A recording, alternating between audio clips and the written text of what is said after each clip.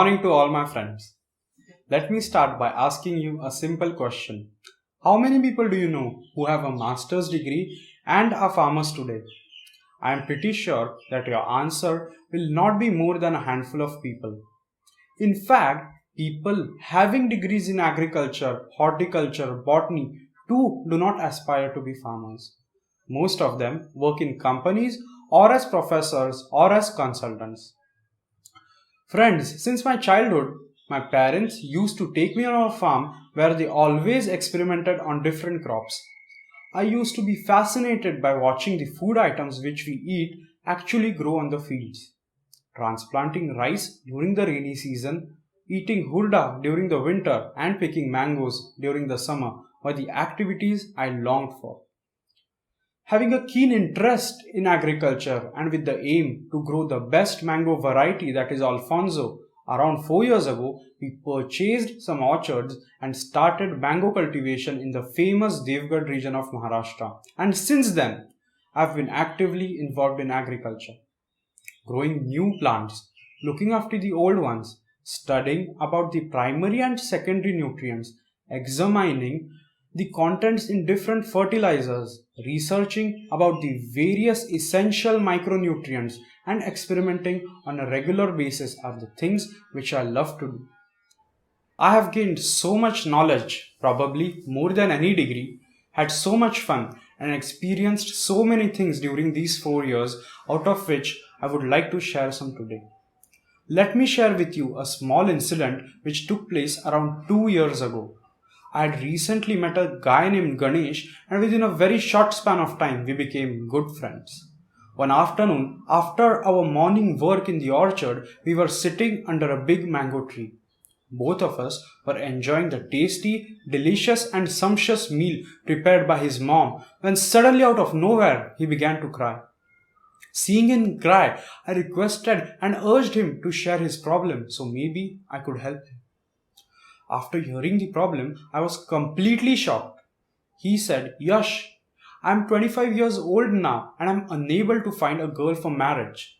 Every single girl has refused my proposal. What can I do, Yash? What can I do? Unlike the urban areas, in rural areas, usually many people get married by 25 or max 27. I replied, Ganesh, you know so many things about agriculture. You are a man of intelligence. You own many big orchards. Why would any girl say no? He replied, Yash, it is not about the money. It is about Pune and Bombay. I was taken aback and I asked him, what does it exactly mean? He said that all the girls and the parents of these girls wanted a groom who lived either in Pune or in Bombay because those were the big cities. But why do parents want their daughter to marry someone who stays in Pune or Bombay? Because they want their girl to stay in the developed areas, get more exposure, her children to get good education, more opportunities, work in a good company, have a greater standard of living, and basically be very happy. This all sounds good and glorious in theory, but in practicality, it is the exact opposite.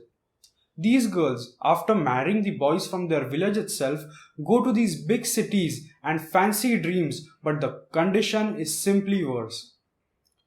These guys are not much educated, and that is why they have to take up blue collar jobs. Now, coming back to my story, this guy, who at that point of time was just 25, was earning more than 25 lakhs by the way of agriculture. He had such a big house, had many big orchards, was well to do, and had a respectable status, yet no girl wanted to marry him. If we want to think why does this happen, we will have to dig in deeper to know the mindset inculcated in the rural families. Let us picture a small rural home where there are two parents, two grandparents, and four children. The family doesn't earn a lot, but it earns enough to satisfy its needs.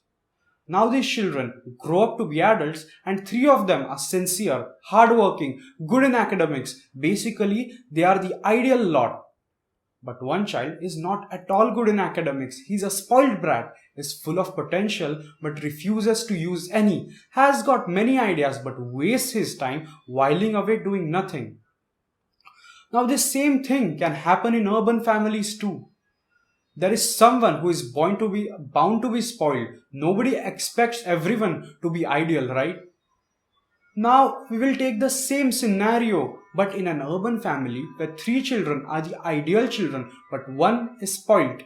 Can you imagine what their father will say to the spoiled one? The father may say to the lazy and annoying kid that I don't like your behavior or your lifestyle. Kindly search for a job, become independent, and start living somewhere else. But he simply won't give the vital responsibility of letting this child run his business and of taking important decisions. But ironically, in the rural areas, the exact opposite thing happens. The person who is spoiled, or to quote in Hindi, bacha hua mal, is urged to take on the family business or occupation of agriculture, whereas the ideal and intelligent people are encouraged to go out of the house as soon as possible and build their career in the urban areas. So basically, the farmers are themselves encouraging brain drain. The same thing has been happening for generations and generations, but we neither can say that the farmers should be blamed for this, nor can we say that they are foolish. That will be very wrong. When we say that India is an agrarian economy, we mean that our economy is centered around the production, consumption, trade, and sale of agricultural commodities. But this primary sector is the most underdeveloped and backward of all. Just imagine the amount of development which can take place in our nation if more attention is given to this sector. Dear friends, I want to urge you to at least think of taking up agriculture as civilized, well-educated people who have enough resources. Many of you will say that we are lawyers, doctors, engineers, IT professionals. We don't know anything about agriculture, and how can you expect us to start farming tomorrow? Dear friends, what I'm saying is not to go out tomorrow and start farming, but I'm just trying to inculcate the right mindset in the young generation. When this thought reaches lakhs of people, thousands will think about it, whereas a few hundreds will actually work on it. Law, medicine, teaching usually are considered to be very noble professions, but nobody talks about farming, which can be the noblest of them all. A child always dreams of becoming a lawyer, police officer, firefighter, teacher, but no one ever says that I aspire to be a farmer. The reason behind this is that children do not even know such an option exists, when in reality, farming is exactly what many young people are looking for. High paying and stress free job, less working hours, better health, good standard of living, and great work life balance is what our generation yearns for. There are many middle class families I know who spend minimum 50 lakhs to maximum 3 crore rupees to get a very fancy degree from abroad. You may observe that not all, but a few people who do get such a fancy degree don't get job at all, and that is why they come back to India to do a job worth only a few thousand rupees. All that I'm proposing is to spend one tenth of that amount which you would have spent for that MBA.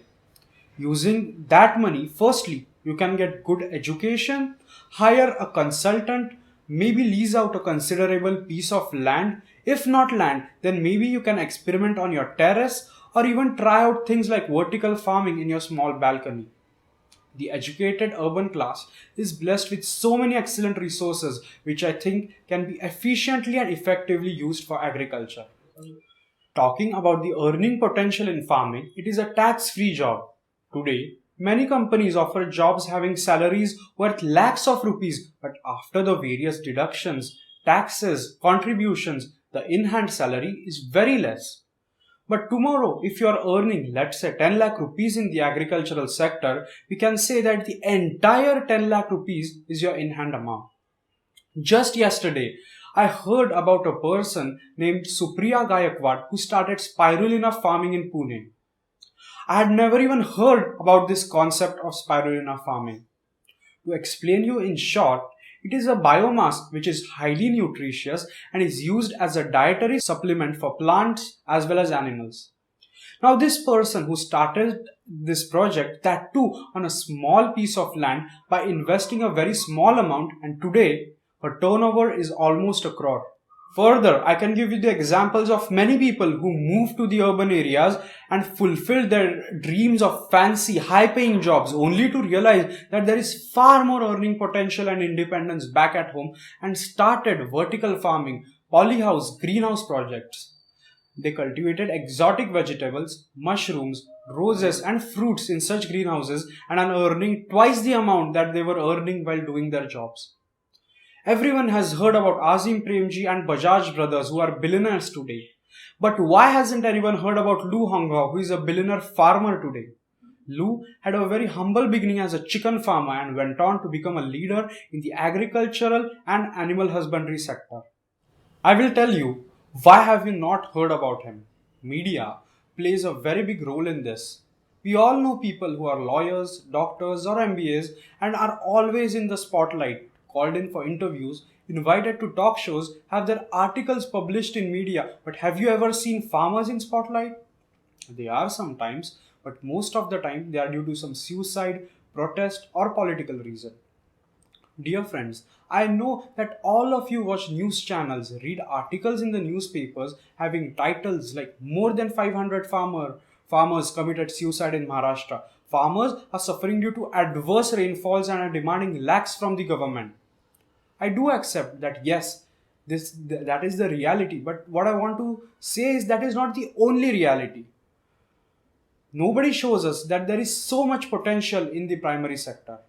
Media, by and large, has a big political agenda to show that how any political party in power is wrongly treating the farmers and how the party which is not in power has the capacity to increase the living conditions of farmers. So basically, it is just another war. Some of you might even argue, Yash, but what about the weather conditions? You all might say, some years we have good rainfall, some years we have excess, and some years we have a drought. We can't control the weather, Yash. Absolutely, I agree with you all. The one thing that I would like to thank the Britishers for is the accurate maintenance of weather records of India, which they have preserved for the past 200 years. And if you analyze the data, nothing much has changed. 200 years ago, too, there were droughts, floods, and adequate rain.